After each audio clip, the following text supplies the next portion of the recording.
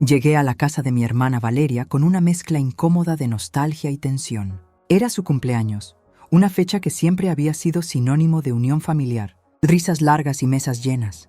Desde que éramos niñas en Rosario, esa celebración había marcado el calendario de toda la familia con una alegría casi ritual. Sin embargo, esa tarde de marzo algo pesaba en el ambiente desde antes de cruzar la puerta. Yo lo sentía en el pecho, en la forma en que mi marido Javier caminaba unos pasos delante de mí, distante, como si yo fuera solo un accesorio más del evento, algo que debía llevarse pero que no merecía atención real. El viaje desde nuestro departamento en Palermo había sido silencioso. Javier manejaba con la vista fija en la ruta, y yo miraba por la ventana las calles, que conocía de memoria, pero que ahora me resultaban extrañas. Cada cuadra me acercaba a un lugar que alguna vez fue mi refugio, pero que ahora se sentía como un campo minado donde cada paso podía detonar algo que prefería mantener enterrado. Mientras saludaba a los invitados, observaba cada detalle con una atención casi excesiva. Las decoraciones elegidas por mi madre, esas guirnaldas de papel picado que ella siempre compraba en el mismo local de la calle Corrientes, la música suave de fondo que salía de la vieja radio que papá se negaba a cambiar, las sonrisas ensayadas de mis tíos que hacían el esfuerzo de mostrarse contentos aunque todos sabíamos que entre ellos tampoco había buena relación. Todo parecía normal para cualquiera que mirara desde fuera, pero para mí cada gesto tenía una doble capa. Sabía cosas que no debería saber. Había visto señales que nadie más parecía notar. Y ese conocimiento me quemaba por dentro como un carbón encendido que no podía soltar, pero que tampoco podía guardar para siempre. Mi madre se acercó con esa sonrisa suya que siempre usaba cuando quería aparentar que todo estaba bien. Me preguntó si queríamos algo de tomar, si habíamos comido en el camino, las preguntas de siempre que servían para llenar el espacio sin decir nada importante. Le respondí con monosílabos mientras Javier ya se había alejado hacia el patio donde mi padre y mis primos conversaban sobre fútbol. Ese tema seguro que nunca generaba conflictos en nuestra familia, al menos no conflictos visibles. Mi relación con mi hermana siempre había sido cercana, aunque marcada por comparaciones silenciosas. Ella era 2 años mayor que yo, y durante toda nuestra infancia había sido la que establecía el ejemplo, la que sacaba mejores notas, la que hacía las cosas bien. Yo la seguía como una sombra, intentando alcanzar ese estándar que ella parecía cumplir sin esfuerzo. Con el tiempo aprendimos a querernos sin competir tanto, o al menos eso creía yo. Habíamos construido una relación de adultas basada en el respeto mutuo y en esa complicidad que solo tienen las hermanas, que han compartido habitación, secretos y peleas por usar la ropa de la otra. Esa noche, al verla moverse con tanta seguridad entre los invitados, noté detalles que confirmaban mis sospechas. Su brillo no era solo felicidad por el cumpleaños. Algo más estaba ocurriendo, y yo era una de las pocas personas que lo había comprendido antes de que ella se atreviera a decirlo en voz alta. Valeria llevaba un vestido nuevo, uno que yo no le había visto nunca, de un color verde que le quedaba espectacular. Se movía diferente, con una ligereza que no tenía hace unos meses. Había dejado de quejarse de su trabajo en el hospital, donde siempre decía que los turnos la mataban y que no tenía vida propia. Ahora cuando hablaba del hospital, lo hacía con una emoción contenida, como si algo allí hubiera cambiado todo. Yo lo sabía, lo supe hace 3 semanas, cuando fui a buscarla un día para almorzar juntas y la vi saliendo con él. No se dieron cuenta de que yo estaba ahí, en mi auto estacionado del otro lado de la calle. Los vi reír, tocarse el brazo con esa familiaridad que va más allá de la amistad, mirarse de una forma que no deja lugar a dudas. Él era un médico del mismo hospital, un tipo que yo había visto un par de veces en las fiestas de fin de año del personal, casado, con 2 hijos. Y Valeria estaba claramente enamorada de él. No le había dicho nada, no porque aprobara lo que estaba haciendo, sino porque no sabía cómo enfrentarla sin que nuestra relación se rompiera. Además, ¿quién era yo para juzgar? Mi propio matrimonio estaba lejos de ser perfecto. Javier y yo llevábamos meses moviéndonos como 2 extraños, que comparten el mismo espacio, por costumbre más que por amor. Pero eso era diferente. Nosotros no le hacíamos daño a nadie más. Valeria, en cambio, estaba metiéndose en un territorio que podía destruir a varias personas. Esa tarde, mientras la veía sonreír y abrazar a los invitados, me pregunté cuánto tiempo más podría mantener esa doble vida. ¿Cuánto tiempo más yo podría mantener ese secreto guardado como si no me pesara? La casa estaba llena de gente, de ruido, de ese olor a empanadas que mi tía Marta siempre traía y que llenaba todos los ambientes. Pero yo me sentía sola en medio de todo ese movimiento, cargando con un conocimiento que no me pertenecía pero que tampoco podía devolver. Javier pasó a mi lado sin mirarme, con un vaso de cerveza en la mano, riendo de algo que había dicho mi primo Martín. Era como si yo no existiera para él, como si fuera un mueble más de la casa. Y quizás eso era lo que más me dolía. No que hubiera dejado de quererme, sino que había dejado de verme. Yo era invisible en mi propia vida, y esa invisibilidad se había vuelto tan normal que ya ni siquiera protestaba. Me serví un vaso de vino y me quedé en un rincón del comedor, observando. Mi madre organizaba los platos en la mesa. Mi padre ajustaba el volumen de la música. Valeria charlaba animada con nuestros primos. Todo parecía una escena de esas familias perfectas que se ven en las películas, pero yo conocía la verdad detrás de cada sonrisa. Sabía que mi madre lloraba a escondidas porque papá apenas le hablaba. Sabía que mi tía Marta tomaba pastillas para la ansiedad porque no soportaba la soledad de su casa vacía. Sabía que mi primo Martín había perdido su trabajo hace 2 meses y no se lo había dicho a nadie por vergüenza.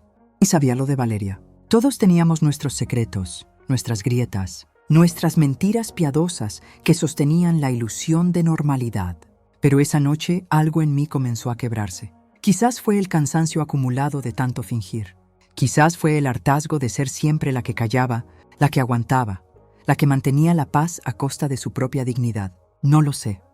Solo sé que cuando me senté a la mesa para la cena, algo dentro de mí ya había cambiado, aunque todavía no sabía hasta dónde me llevaría ese cambio. La cena avanzaba entre brindis habituales y comentarios triviales.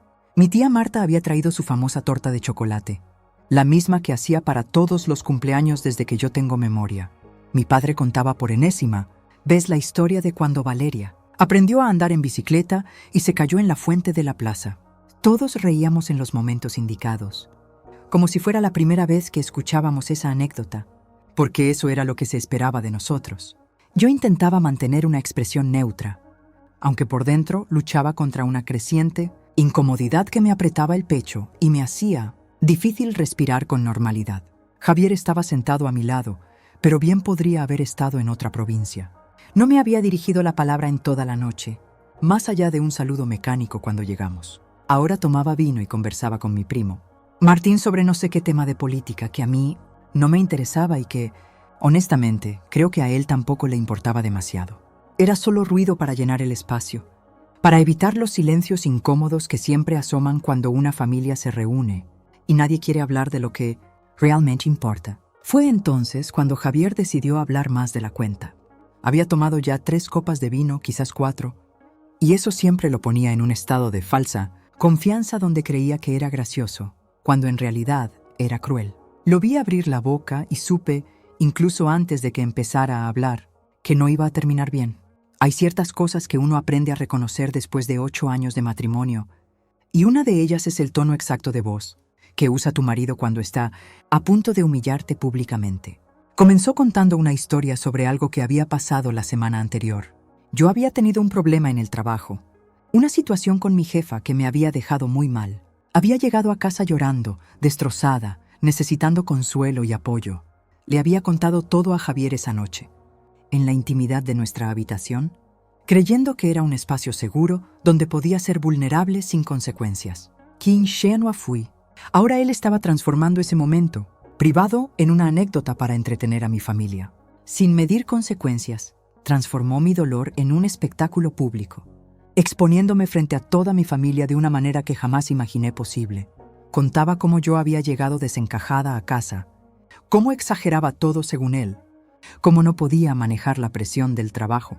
Lo decía con ese tono que quería sonar a broma, pero que en realidad era desprecio puro. Y lo peor es que la gente se reía. Mi primo se reía, mi tío Roberto se reía. Incluso mi padre, que siempre me había defendido de chica, soltó una risita incómoda. Sentí como el calor me subía al rostro mientras las miradas se dirigían hacia mí. Algunas personas me miraban con lástima, otras con esa curiosidad morbosa que despierta el sufrimiento ajeno. Mi madre tenía una expresión incómoda, como queriendo decir algo pero sin atreverse a interrumpir. Valeria me observaba con preocupación, pero tampoco decía nada. Nadie decía nada. Todos dejaban que Javier siguiera hablando, que siguiera burlándose, que siguiera destrozando lo poco que me quedaba de dignidad en esa mesa. No fue una humillación ruidosa, sino una de esas que se clavan despacio, porque vienen disfrazadas de broma. Cada palabra suya era un recordatorio de lo poco que le importaba, mi dignidad en ese momento. Hablaba de cómo yo siempre había sido demasiado sensible, de cómo no sabía separar lo personal de lo profesional, de cómo él tenía que lidiar con mis crisis cuando llegaba a casa. Lo pintaba todo como si yo fuera una carga, un problema que él generosamente soportaba, y la forma en que lo contaba hacía que pareciera razonable, incluso justificado. Ese era su talento, hacer que su crueldad pareciera sentido común. Permanecí sentada, respirando con cuidado, mientras algo dentro de mí se rompía. No era solo la humillación del momento, era la acumulación de años de comentarios similares, de desprecios pequeños que se sumaban hasta formar una montaña. Era recordar todas las veces que él había minimizado mis logros, todas las veces que había hecho chistes a mi costa, todas las veces que yo había callado porque no quería armar un problema, o porque seguro estaba exagerando. Pero esta vez era diferente. Esta vez lo había hecho delante de mi familia, en el cumpleaños de mi hermana, convirtiendo lo que debía ser una celebración en un escenario para mi humillación. Y lo había hecho sabiendo exactamente lo que estaba haciendo. No fue un error ni un desliz. Fue una elección consciente de herirme, de rebajarme, de demostrar delante de todos que él tenía poder sobre mí. No lloré ni reaccioné de inmediato. En lugar de eso, sentí una claridad extraña, casi peligrosa. Era como si todo el ruido de la fiesta se hubiera silenciado y solo quedara mi propia voz interior, diciéndome con una calma absoluta que esto no podía continuar así, que yo no podía continuar así, que algo tenía que cambiar, y tenía que cambiar ya. Comprendí que ese silencio mío estaba siendo confundido con debilidad. Javier seguía hablando, alimentado por la atención y las risas de los demás, creyendo que su performance estaba siendo un éxito. Mi familia observaba incómoda pero pasiva, probablemente pensando que esto era solo cosa de pareja y que no debían meterse. Nadie en esa mesa sabía que mientras él hablaba, yo ya había tomado una decisión que cambiaría el rumbo de la noche. Porque verán, yo también tenía información. Yo también sabía cosas que podían humillar, que podían exponer, que podían destruir la fachada cuidadosamente construida de esta familia perfecta. Y hasta ese momento había elegido callar, porque creía en la lealtad familiar, en proteger los secretos, en mantener la paz. Pero Javier acababa de romper ese acuerdo tácito. Él había decidido que mi intimidad no merecía respeto, que mi dolor era material para entretenimiento público. Entonces yo también podía hablar. Miré a Valeria al otro lado de la mesa. Ella me devolvió la mirada con esos ojos que compartíamos. Esos ojos que venían de la misma genética, de los mismos padres, de la misma infancia. Y vi en su rostro una pregunta silenciosa. ¿Estás bien? No, no estaba bien. Y estaba cansada de fingir que sí. Javier finalmente terminó su historia con una frase que se suponía era el remate gracioso. Algunas personas rieron otra vez. Esa risa forzada de quien no sabe qué más hacer con la incomodidad. Luego hubo un silencio breve, mientras todos esperaban que la conversación siguiera su curso normal, que alguien más contara otra anécdota, que la noche continuara como si nada. Pero yo alcé mi copa. El movimiento fue tan inesperado que todos se callaron y me miraron.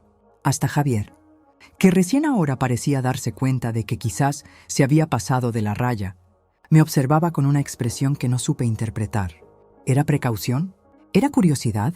No me importaba, porque en ese momento, con mi copa en alto y el peso de un secreto que ya no quería cargar, tomé la decisión de que si Javier podía exponer mi vida privada para entretener a la familia, yo también podía compartir información que cambiaría el rumbo de esa noche.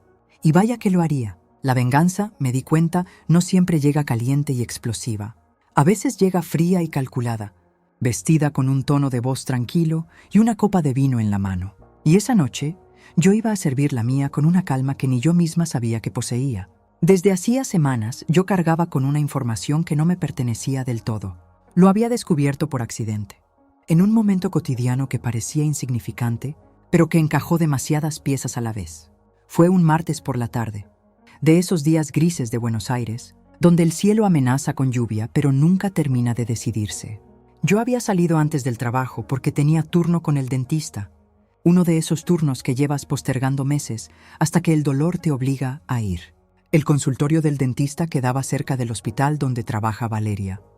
Así que después de la tortura de la limpieza dental y con la boca, todavía medio dormida por la anestesia, decidí pasar a buscarla para que almorzáramos juntas. No había sido algo planeado. Simplemente me pareció una buena idea, de esas que se te ocurren en el momento. Le mandé un mensaje diciendo que estaba cerca y que si quería comer algo. Ella me respondió que tenía mucho trabajo, que mejor otro día. Nada raro. Valeria siempre estaba ocupada con sus turnos interminables en el hospital. Pero yo ya estaba ahí, a 2 cuadras, y tenía ganas de verla. Pensé en pasar de todas formas, llevarle un café al menos, saludarla aunque fuera 5 minutos. Estacioné en la calle de enfrente al hospital, del lado donde está esa cafetería que hace las mejores medialunas de la zona. Mientras esperaba en la fila para pedir, los vi salir por la puerta de empleados del hospital. Al principio no entendí lo que estaba viendo. Era Valeria, sí, pero estaba con un hombre que yo no conocía bien. Lo había visto 1 o 2 veces en las fiestas del hospital, esas reuniones de fin de año donde Valeria insistía en que la acompañara porque la familia del trabajo también es importante. Él era médico cirujano, creo. Uno de esos tipos que se ven seguros de sí mismos con su guardapolvo blanco. Recordaba que tenía familia, porque en una de esas fiestas su esposa había estado ahí. Una mujer rubia que sonreía mucho y hablaba de sus hijos con ese orgullo maternal que no necesita filtros. Pero lo que vi ese día no tenía nada que ver con compañeros de trabajo. Valeria y él caminaban juntos, muy juntos, con esa proximidad que va más allá de la amistad casual. No se dieron cuenta de que yo estaba ahí, en mi auto estacionado del otro lado de la calle, con un café en la mano y la boca todavía medio dormida.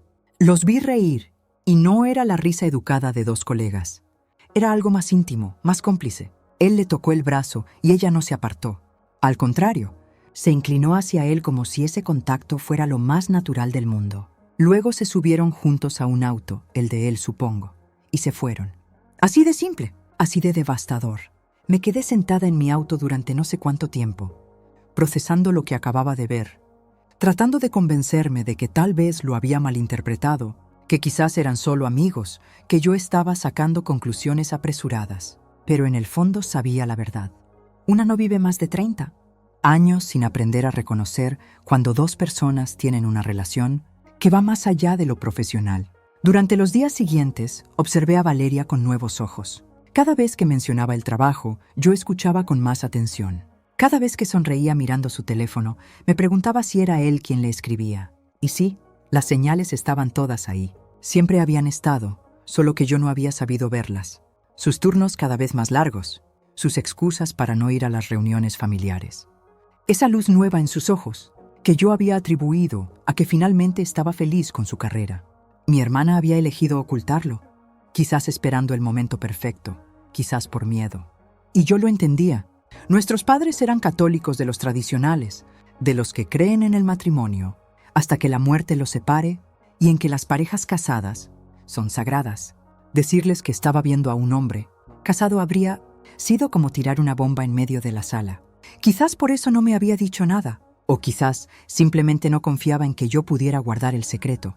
Y tenía razón en desconfiar, porque ahí estaba yo, sentada en su cumpleaños, a punto de usar esa información como un arma. Yo había respetado su silencio hasta ese instante.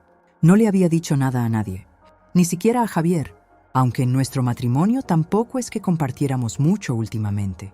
Había cargado con ese conocimiento sola, dándole vueltas en mi cabeza durante las noches de insomnio, preguntándome si debía confrontarla, si debía aconsejarla, si debía simplemente hacerme la tonta y dejar que la vida siguiera su curso. Sin embargo, sentada allí, con la humillación todavía vibrando en el aire como un eco que no se apagaba, entendí que el equilibrio se había roto. Las reglas del juego habían cambiado.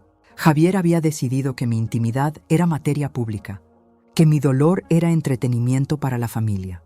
¿Por qué entonces yo tenía que seguir protegiendo los secretos de los demás? ¿Por qué yo tenía que ser siempre la que callaba, la que aguantaba, la que mantenía la paz mientras todos los demás hacían lo que les daba la gana? Mi lealtad se debatía entre protegerla y protegerme a mí misma. Quería a Valeria. Era mi hermana mayor, la que me había defendido en el colegio cuando otros chicos se burlaban de mí, la que me había enseñado a maquillarme, la que había estado conmigo cuando me operaron de apendicitis y tuve tanto miedo. Teníamos una historia compartida que no se borraba solo, porque ella estuviera tomando decisiones cuestionables. No quería herirla, pero tampoco estaba dispuesta a seguir siendo el blanco fácil de una dinámica injusta, porque eso era lo que había pasado toda mi vida. Yo era la menor, la que siempre cedía, la que evitaba los conflictos. En mi familia había aprendido desde chica que mi rol era ser la pacificadora, la que suavizaba las tensiones, la que nunca hacía olas. Y lo había aceptado. Lo había internalizado tanto que me había convertido en esa persona, también en mi matrimonio, en mi trabajo, en todas las áreas de mi vida. Pero esa noche, con Javier todavía riéndose de su propia gracia después de haberme humillado, con mi familia observando incómoda, pero sin hacer nada para defenderme, con el peso del secreto de Valeria quemándome en el pecho, algo en mí se rebeló contra ese papel asignado. No quería ser más la que callaba. No podía serlo. Me estaba consumiendo desde adentro. Observé cómo ella sonreía, ajena a la tormenta que se formaba dentro de mí. Valeria estaba feliz, eso era obvio. Más feliz de lo que la había visto en años. Y parte de mí se alegraba por ella, genuinamente. Todos merecemos ser felices, ¿no? Todos merecemos encontrar eso que nos hace sentir vivos. Pero la otra parte, la parte herida y cansada de ser siempre la buena, se preguntaba por qué ella sí podía buscar su felicidad sin consecuencias, mientras yo tenía que aguantar un matrimonio mediocre donde mi propio esposo me humillaba en público. El secreto, que hasta entonces había sido una carga silenciosa, se transformó en una llave que podía abrir una puerta que cambiaría todo. Sabía que, si la usaba, nada volvería a ser igual para ninguno de nosotros. No solo para Valeria, también para mis padres, que tendrían que enfrentar que su hija perfecta no era tan perfecta. Para la familia de ese médico, que se enteraría de la peor manera posible. Para Javier, que vería que yo también podía ser cruel cuando me empujaban demasiado. Y para mí, sobre todo para mí, porque usar esa llave significaba admitir que yo también era capaz de hacer daño, que yo también podía elegir mis intereses por encima de los de otros, que yo también podía ser egoísta y vengativa, y todo lo que siempre había tratado de no ser. Pero tal vez eso era exactamente lo que necesitaba.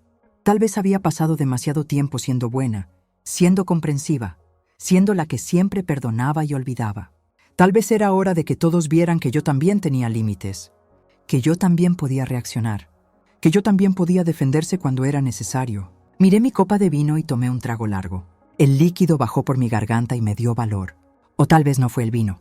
Tal vez el valor siempre estuvo ahí, esperando el momento correcto para salir. Y ese momento, me di cuenta con una claridad absoluta, había llegado finalmente.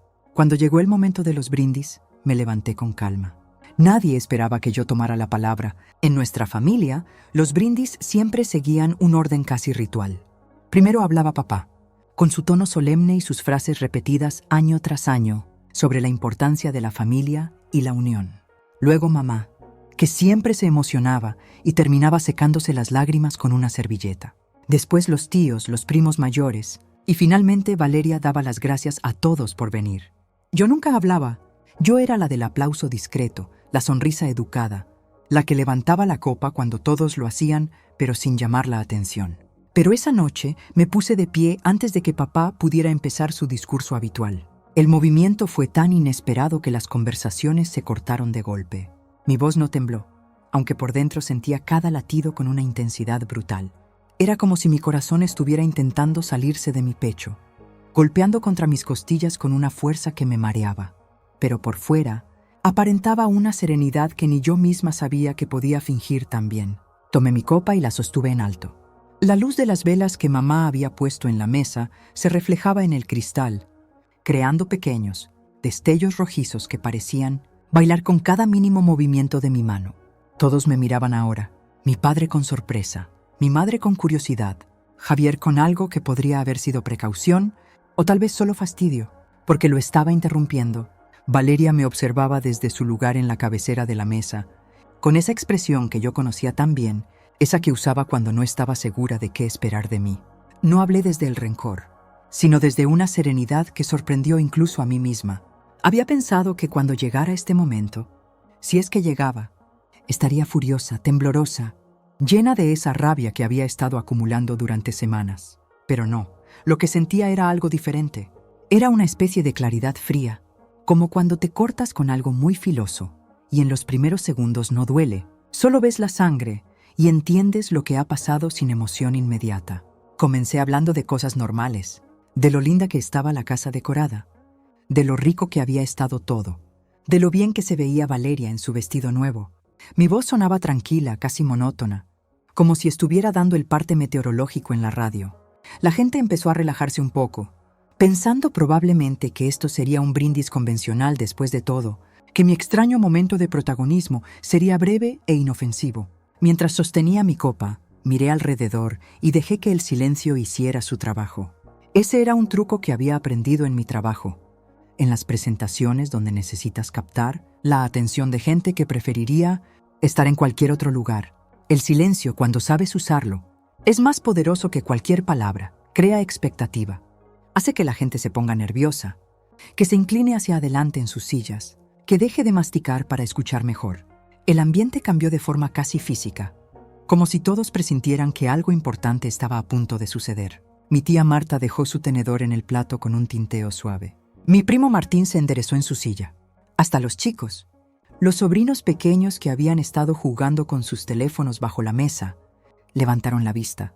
Era como si el aire mismo se hubiera espesado, como si todos estuviéramos bajo agua esperando a que algo subiera a la superficie. Hablé entonces de la familia, de lo importante que era ser honestos entre nosotros, de cómo los secretos podían pesar, de cómo mentir para proteger a alguien a veces terminaba haciendo más daño que bien. Mi madre asintió, pensando probablemente que yo estaba siendo profunda de esa manera, vaga que se espera en los brindis familiares. Mi padre me miraba con algo que podría haber sido orgullo, creyendo tal vez que su hija menor finalmente estaba madurando, encontrando su voz en estas reuniones. Elegí mis palabras con precisión, sabiendo que no habría marcha atrás. Cada frase era un paso más cerca del borde, un paso más cerca del punto donde todo cambiaría irreversiblemente. Hablé de la honestidad, del valor que requiere ser auténtico en un mundo que te presiona a fingir. Y luego, con una tranquilidad que ahora me parece casi sobrenatural, hice la transición. Dije que había estado pensando mucho últimamente sobre qué significa realmente quererse en una familia. Si significaba decir siempre lo que el otro quiere escuchar, o si significaba tener el coraje de decir la verdad aunque doliera. Miré directamente a Valeria cuando dije esto. Ella sostuvo mi mirada por un segundo, 2, y luego algo en su expresión cambió. Vi el momento exacto en que entendió que yo sabía. Sus ojos se abrieron un poco más, su respiración se cortó. Sus dedos se tensaron alrededor de su propia copa. Fue en ese instante cuando mencioné aquello que no se suponía que yo supiera. No lo hice con crueldad, sino con una franqueza que cortó el aire como un cuchillo bien afilado. Dije que había visto a Valeria hace unas semanas saliendo del hospital con el doctor Méndez, que me había llamado la atención lo cercanos que se veían, lo familiar que parecía el contacto entre ellos, que al principio no había querido sacar conclusiones apresuradas, pero que luego, observándola durante las últimas semanas, todo había cobrado sentido. La reacción fue inmediata. Mi hermana perdió el control de su copa, y el sonido del vidrio contra el suelo selló el momento. El vino tinto se derramó sobre el mantel blanco que mamá había planchado esa misma mañana, creando una mancha que se extendía como sangre, oscura y acusadora, pero nadie se movió para limpiarlo. Todos estaban paralizados, procesando lo que acababan de escuchar, tratando de entender las implicaciones de mis palabras. El frío que recorrió la sala no tenía nada que ver con la temperatura. Era ese frío que nace del shock, de la incomodidad colectiva, de darse cuenta de que algo que debía mantenerse, privado acaba de hacerse, público de la manera más brutal posible. Vi cómo mi madre miraba a Valeria con una expresión que mezclaba confusión y miedo. Vi cómo mi padre fruncía el ceño, todavía sin comprender del todo, pero sabiendo que algo malo acababa de pasar. No mencioné explícitamente que el doctor Méndez estaba casado. No hacía falta. Todos en esa mesa conocían a su familia. Su esposa había ido a algunas de las fiestas del hospital. Sus hijos jugaban en el mismo club donde mi primo llevaba a los suyos. La información flotaba ahí, disponible para quien quisiera juntar las piezas. Y yo sabía que lo harían. Que mi familia, como cualquier familia argentina de clase media, no tardaría ni 5 minutos en reconstruir el escándalo completo. Terminé mi brindis con una frase que había ensayado mentalmente durante toda la cena. Dije que esperaba que todos pudiéramos aprender a ser más honestos unos con otros, que la verdad siempre era mejor que la mentira, por dolorosa que fuera. Alcé mi copa más alto y dije, por la honestidad, con una sonrisa que probablemente parecía más una mueca. Nadie brindó conmigo. Nadie levantó su copa. El silencio era tan denso que podía sentirlo en la piel, como una presión física que me rodeaba por todos lados. Bebí de mi copa sola, sintiendo el vino bajar por mi garganta, y luego me senté. Mis piernas temblaban ahora, toda la adrenalina del momento descargándose de golpe. Pero logré sentarme con cierta gracia, sin desmoronarme. Miré a Javier. Él me devolvía la mirada con una expresión que no podía descifrar del todo. ¿Era respeto? ¿Era miedo? ¿Era enojo? Tal vez era todas esas cosas mezcladas. Por primera vez en meses, en años quizás, sentí que él realmente me veía. No como un mueble, no como una esposa conveniente, sino como una persona con capacidad de acción, con poder, con dientes. Y en ese momento comprendí algo fundamental. Había pasado tanto tiempo siendo invisible, siendo la que cedía y perdonaba, que todos habían olvidado que yo también podía morder, que yo también tenía información, conexiones, capacidad de hacer daño. Esa noche, en el cumpleaños de mi hermana, con una copa de vino y un secreto que ya no era secreto, les había recordado a todos que yo existía, que yo contaba, que yo importaba. No sabía si había hecho lo correcto. Probablemente no, pero sabía que había hecho lo necesario. Y esa distinción, me di cuenta mientras observaba las caras congeladas de mi familia, era más importante de lo que había imaginado. El silencio posterior fue absoluto. No era el silencio incómodo que a veces aparece en las reuniones familiares cuando alguien menciona un tema delicado. Era otra cosa. Era el silencio que viene después de una explosión, cuando el ruido se ha disipado, pero el polvo todavía está en el aire y nadie sabe bien qué hacer con sus cuerpos, con sus manos, con sus ojos que no saben dónde posarse sin encontrarse con algo doloroso. Nadie se movía, nadie hablaba. Hasta los chicos estaban callados, sintiendo con ese instinto que tienen los niños, que algo grave acababa de pasar aunque no entendieran exactamente qué. Mi sobrino mayor, Tomás, que tenía 11 años y siempre estaba haciendo ruido, se había quedado quieto en su silla como una estatua. Mi sobrina Lucía miraba a su abuela buscando alguna señal de qué debía hacer. Pero mamá tenía la vista fija en el mantel, en esa mancha de vino que seguía extendiéndose lentamente. Mi hermana estaba paralizada, atrapada entre la sorpresa y el miedo. Su rostro había perdido todo el color, pasando de ese tono rosado saludable que tenía cuando llegamos a una palidez casi grisácea. Sus manos temblaban visiblemente sobre la mesa, y yo podía ver cómo intentaba controlarlas, cómo las apretaba contra el mantel para que dejaran de moverse. Mientras todos procesaban lo que acababan de escuchar, ella me miraba con una mezcla de traición y pánico que me hizo sentir una punzada de culpa que traté de ignorar. No podía permitirme sentir culpa ahora. No después de haberme humillado Javier delante de todos. No después de años de ser la que callaba, la que aguantaba, la que ponía la otra mejilla. Esta vez no. Esta vez había elegido defenderme. Y si eso significaba que mi hermana tenía que enfrentar sus propias decisiones antes de lo planeado, entonces así tenía que ser. Yo sentí una mezcla contradictoria de culpa y alivio, como si al fin pudiera respirar después de mucho tiempo. Era como haber estado cargando una mochila llena de piedras durante kilómetros y finalmente dejarla caer. Los hombros me dolían de la tensión liberada. El pecho se me había aflojado. Podía tragar sin ese nudo que había estado ahí toda la noche, toda la semana, todas esas semanas desde que había descubierto el secreto de Valeria. Mi marido ya no parecía tan seguro de sí mismo. Su expresión revelaba que no había previsto este desenlace, que había subestimado tanto mi dolor como mi capacidad de reaccionar. Javier estaba sentado muy quieto, con la copa todavía en la mano pero sin beber, mirándome como si me estuviera viendo por primera vez. O tal vez como si estuviera viendo un animal que creía domesticado y que, de repente, había mostrado colmillos. En ese instante, la balanza de poder cambió sin necesidad de más palabras, porque eso era lo que había pasado, me di cuenta. Durante todo nuestro matrimonio, Javier había tenido el poder. Él decidía cuándo salíamos, a dónde íbamos, con quién nos juntábamos.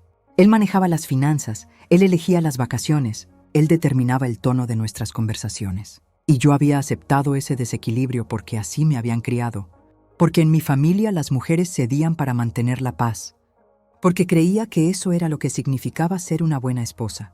Pero ya no. En el momento en que me puse de pie y tomé esa copa, el equilibrio se había desplazado, y ambos lo sabíamos. La familia empezó a reaccionar de manera fragmentada, como cuando un espejo se rompe y cada pedazo refleja la escena desde un ángulo diferente. Mi tía Marta fue la primera en moverse. Se levantó de su silla con ese sonido de la madera, raspando contra el piso, que en el silencio sonó como un grito. Fue hacia la cocina murmurando algo sobre traer un trapo para limpiar el vino. Aunque todos sabíamos que esa no era la verdadera razón, simplemente necesitaba salir de esa mesa, alejarse de la incomodidad, tener un momento para procesar lo que había escuchado. Mi padre carraspeó. Es lo que siempre hacía cuando estaba incómodo y no sabía qué decir. El sonido fue patético en ese silencio, pequeño y débil, nada parecido al hombre autoritario que había sido cuando yo era chica. Me di cuenta de que él había envejecido, que ya no era el papá que resolvía todos los problemas con una mirada severa y una orden clara. Ahora era solo un hombre mayor sentado en la cabecera de una mesa donde su familia se desmoronaba, y él no tenía idea de cómo arreglarlo. Mamá finalmente levantó la vista del mantel y miró a Valeria.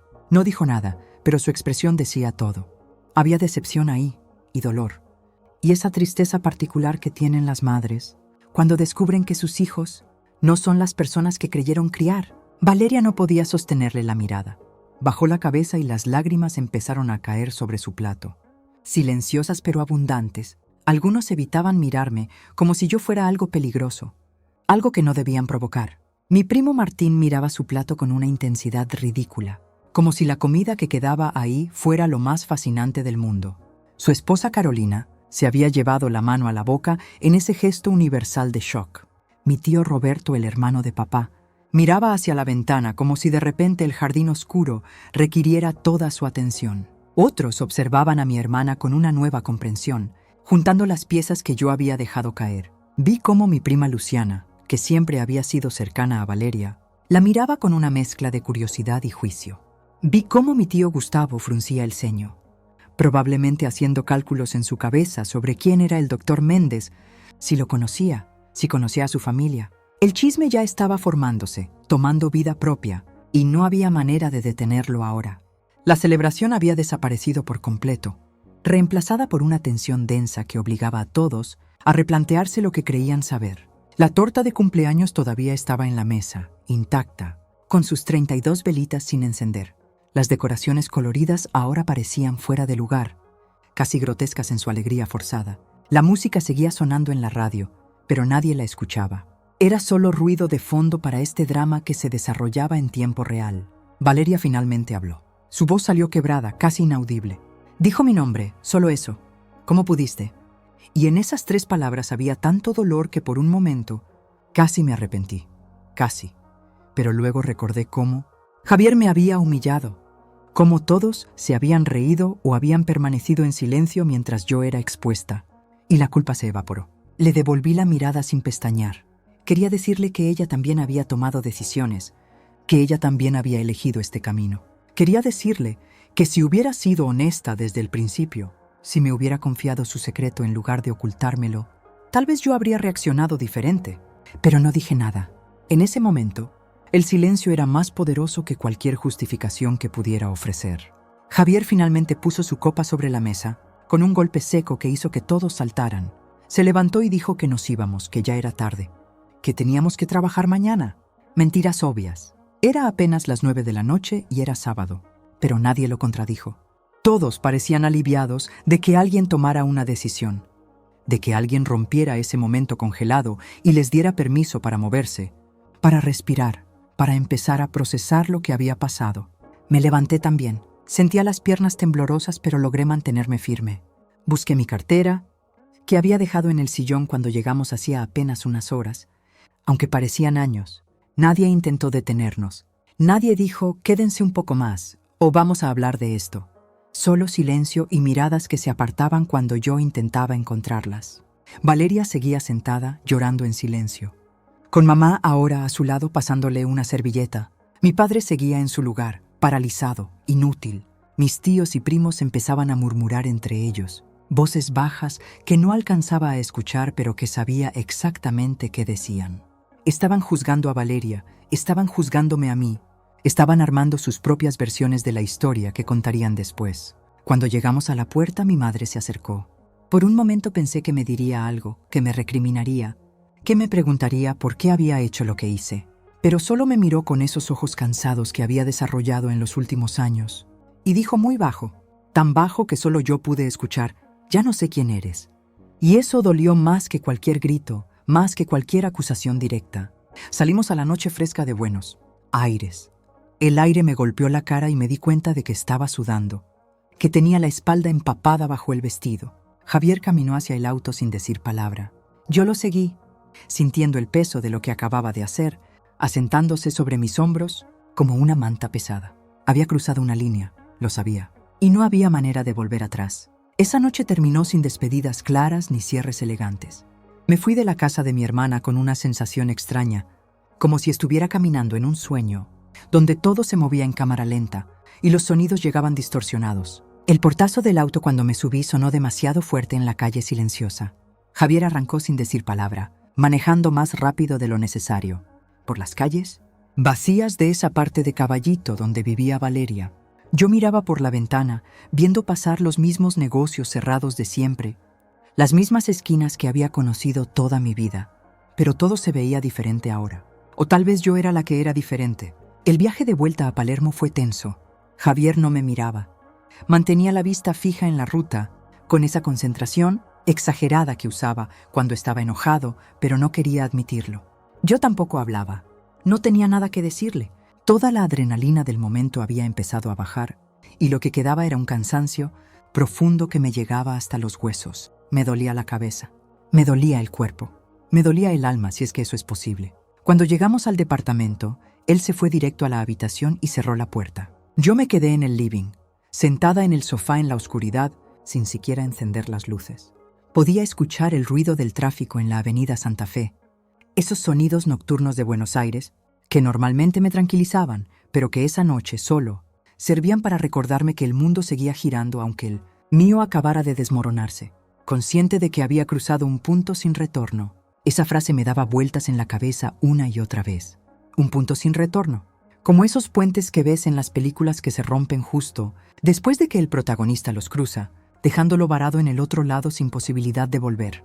Yo había cruzado ese puente, había quemado esa conexión, y aunque parte de mí se preguntaba si había sido necesario, si no podría haber manejado todo de otra manera, la verdad es que en el fondo sabía que sí, que había sido exactamente lo que necesitaba hacer. Sabía que muchos me juzgarían por lo que hice, pero también sabía que ya no podía seguir aceptando el papel que me habían impuesto. El papel de la hermana menor complaciente, de la esposa sumisa, de la mujer que siempre ponía las necesidades de otros por encima de las suyas. Ese papel me había estado asfixiando lentamente durante años, y esa noche finalmente había decidido que prefería ser juzgada por defenderme que seguir siendo invisible. En los días siguientes, las repercusiones se hicieron evidentes. Valeria no me llamó. Yo tampoco la llamé a ella. Era como si ambas necesitáramos espacio para procesar lo que había pasado, para entender qué significaba esto para nuestra relación. Mi madre me mandó un mensaje de texto el domingo por la tarde. Breve y frío. Tu hermana está muy mal. Espero que estés contenta. No respondí. ¿Qué podía decir? Que no estaba contenta, que me sentía terrible pero que no me arrepentía. Eso solo habría empeorado las cosas. Mi tía Marta me llamó el lunes. Su voz sonaba cansada cuando atendí. Me dijo que entendía por qué había hecho lo que hice, que ella también había estado en situaciones donde sentía que no tenía otra opción, pero que había herido mucho a Valeria, que mi hermana había pasado todo el domingo llorando, que había tenido que faltar al trabajo el lunes porque no podía parar de temblar. Me pidió que la llamara, que intentara arreglar las cosas, pero yo no estaba lista para arreglar nada todavía. Tal vez era egoísta de mi parte. Probablemente lo era, pero necesitaba tiempo para entender mis propios sentimientos antes de poder enfrentarlos de ella. Además, una parte pequeña pero insistente de mí seguía pensando que Valeria también tenía responsabilidad en todo esto. Ella había elegido meterse con un hombre casado. Ella había elegido ocultarlo. Ella había elegido construir su felicidad sobre la potencial destrucción de una familia. Yo solo había elegido no cargar más con ese secreto. Mi relación con mi hermana entró en un terreno frágil, lleno de silencios incómodos y preguntas sin respuesta inmediata. Pasaron 2 semanas antes de que nos viéramos otra vez. Fue en la casa de mis padres, para el cumpleaños de papá. Mamá había llamado a ambas por separado, prácticamente rogándonos que viniéramos, que no arruináramos también esa celebración con nuestro conflicto. Accedimos, más por ella que por cualquier deseo real de vernos. Fue incómodo. Valeria apenas me miraba. Cuando nos cruzábamos en la cocina o en el pasillo, ella se movía como si yo fuera un mueble que tenía que esquivar. No hablamos directamente en toda la tarde. Todo lo que teníamos que decirnos lo decíamos a través de otras personas. Decile a tu hermana que si quiere más empanadas, están en el horno. Pregúntale a Valeria si ya se va. Como dos chicas de secundaria peleadas, excepto que teníamos más de 30 años y deberíamos haber sido más maduras. Aún así, algo había cambiado entre nosotras. No era solo la confianza rota o el resentimiento. Era algo más profundo. La verdad, aunque dolorosa, había salido a la luz. Y con esa verdad vino una especie de honestidad brutal que antes no existía. Ya no teníamos que fingir, ya no teníamos que pretender que todo estaba bien cuando no lo estaba. El precio había sido alto, pero al menos ahora sabíamos dónde estábamos paradas. Eventualmente, casi un mes después de su cumpleaños, Valeria me llamó. Su voz sonaba diferente, más pequeña, más cansada. Me dijo que necesitábamos hablar. Quedamos en encontrarnos en una cafetería neutral, lejos de la casa de nuestros padres, lejos de lugares que tuvieran demasiada historia. Elegimos un Starbucks en Recoleta, donde ninguna de las dos había estado antes. La conversación fue difícil. Ella lloró. Yo también lloré, aunque había jurado que no lo haría. Me dijo que lo que había hecho le pareció una traición imperdonable, que yo era su hermana y que se suponía que debía protegerla, no exponerla de esa manera. Le dije que ella también me había traicionado al ocultarme algo tan importante, al hacerme cómplice de su secreto sin preguntarme si yo quería hacerlo. Me contó que había terminado con el doctor Méndez, que después de esa noche, cuando todo explotó, él le había dicho que no podía dejar a su familia, que había sido un error. Todas las excusas típicas de un hombre casado que de repente se da cuenta de las consecuencias reales de sus acciones. Valeria estaba destrozada. No solo había perdido a ese hombre, sino que también había perdido su reputación en el hospital. Los rumores se habían esparcido rápido. Algunos colegas la juzgaban, otros simplemente la evitaban, no queriendo involucrarse en el drama. Le dije que lo sentía, y era verdad. Sentía mucho el dolor que le había causado, aunque no me arrepintiera de haber hablado. Hay una diferencia sutil pero importante entre esas dos cosas. Puedes lamentar el sufrimiento de alguien sin arrepentirte de las decisiones que llevaron a ese sufrimiento, especialmente cuando esas decisiones eran necesarias para tu propia supervivencia emocional. Valeria me preguntó por qué lo había hecho. Le expliqué lo de Javier, la humillación en su cumpleaños, cómo me había sentido pequeña e invisible durante tanto tiempo. Ella escuchó en silencio, jugando con su taza de café, y cuando terminé de hablar solo dijo: «No sabía que las cosas estaban tan mal entre ustedes». Y ahí estaba el problema. Nadie sabía, porque yo nunca había dicho nada, porque había aprendido demasiado bien a guardar silencio. Con respecto a mi marido, la distancia se volvió inevitable. Aquella humillación pública había sido el reflejo de problemas mucho más profundos que veníamos arrastrando durante años. Después de esa noche, algo se rompió definitivamente entre nosotros. No fue dramático, no hubo peleas ni gritos. Simplemente dejamos de fingir que estábamos bien. Javier empezó a dormir en el cuarto de huéspedes. Al principio decía que era porque roncaba mucho y no quería molestarme, pero ambos sabíamos la verdad. Ya no quería estar cerca de mí, y honestamente yo tampoco quería estar cerca de él. Cada vez que lo veía me acordaba de esa noche, de cómo me había expuesto, de todas las veces anteriores que me había hecho sentir pequeña. 2 meses después del cumpleaños de Valeria, tuvimos la conversación inevitable.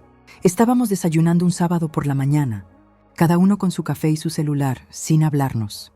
Y de repente Javier dejó su taza sobre la mesa y dijo: «Esto no está funcionando». Así de simple, como si estuviera comentando el clima. Tenía razón, no estaba funcionando.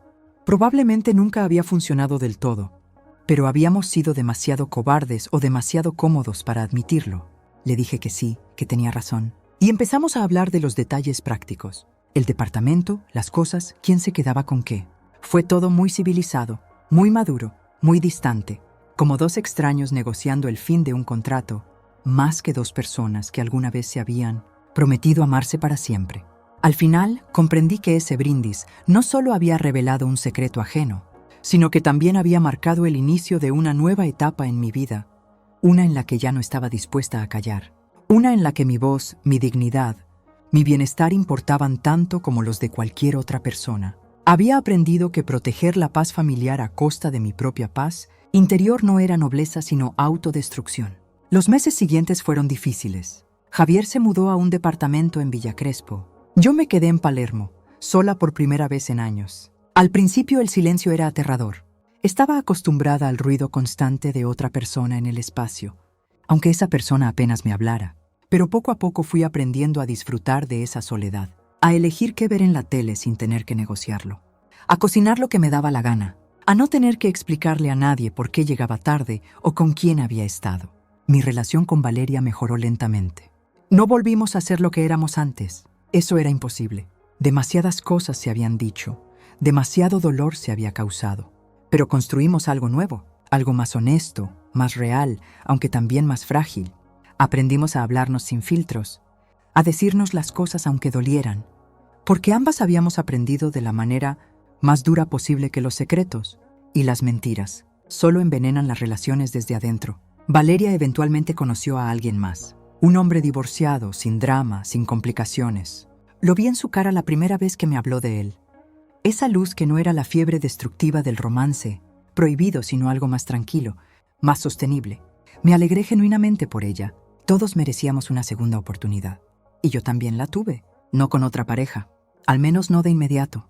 Mi segunda oportunidad fue conmigo misma. Fue aprender a poner límites, a decir que no, a no disculparme por existir.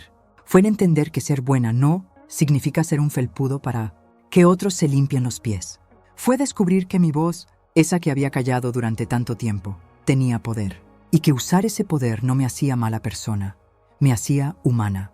Aquella noche en el cumpleaños de Valeria, cuando me paré con esa copa en la mano y decidí hablar, no sabía que estaba empezando un camino que me llevaría a reconstruir completamente mi vida, pero lo hice. Y aunque el precio fue alto, aunque perdí cosas en el camino, gané algo mucho más valioso. Gané mi voz, gané mi dignidad, me gané a mí misma. Y eso, comprendí finalmente, valía cualquier secreto revelado, cualquier familia incómoda, cualquier matrimonio terminado. Porque al final del día, la única persona con la que tenía que vivir para siempre era yo misma. Y ya no podía seguir viviendo con una versión de mí que se tragaba todo, que aguantaba todo, que se hacía invisible para que otros pudieran brillar.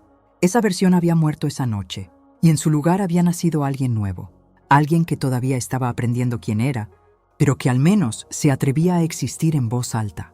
Y eso, decidí, era suficiente. Antes de continuar, permítanme hablarles directamente a ustedes que están aquí. ¿Disfrutan de los videos que publica el canal? ¿De verdad les impide seguir adelante? Su respuesta es muy importante, ya que es lo que ayuda a que este contenido siga mejorando. Así que aprovechen este momento y dejen su comentario diciendo qué es lo que más les llama la atención, qué creen que se puede mejorar y qué temas les gustaría ver en los próximos videos. Si este contenido les ayuda de alguna manera, pueden hacer un simple favor que lo cambia todo. Suscríbanse al canal ahora, activen la campanita y compartan este video con alguien que también disfrute de este tipo de contenido. Esto fortalece el canal, aumenta el alcance de los videos y les permite contar historias más interesantes, más completas y mejor producidas. Su comentario, su suscripción y su apoyo compartiendo forman parte de todo esto. En cuanto participen, compartan sus sugerencias y ayúdenos a crear los próximos videos junto con otros.